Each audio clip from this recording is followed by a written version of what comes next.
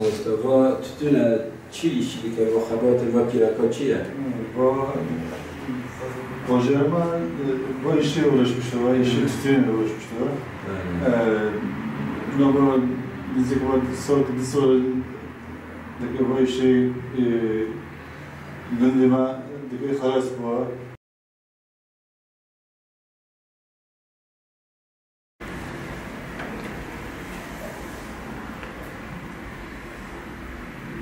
Resme başlamamın amacı yıllardan beri severek yaptığım bir sanattır.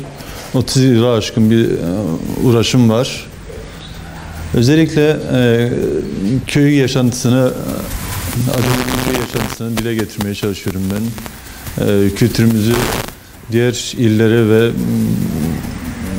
il dışına, yurt dışına tanıtmak için kendimi bu yola baş koymuşum ben. İnşallah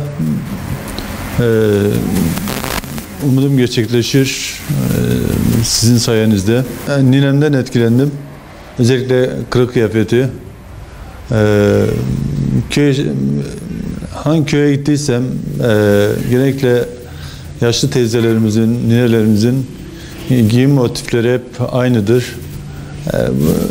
Bunu Adıyaman dışındaki illere ve insanlarımıza, vatandaşlarımıza tanıtmak için, kültürümüzü tanıtmak için böyle bir uğraşıya girdi. Atanamayın öğretmenlerden biriyim ben. Genellikle inşaatlarda çalışıyordum ben.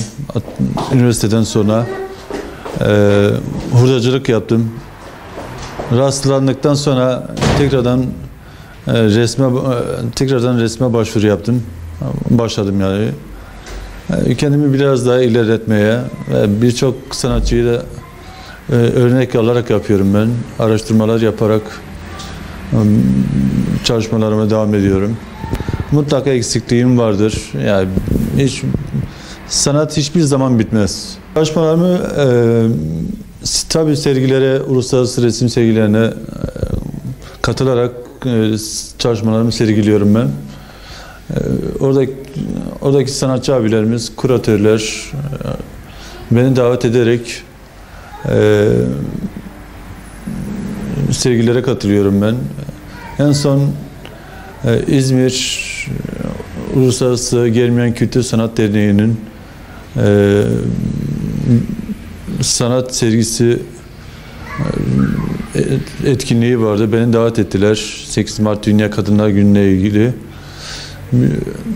Marmaris'te resim sergisi vardı. Oraya katıldım. En sonunda Mersin'de bana bir resim anlat projeli bir belgesel sergimiz vardı. Oraya katıldım.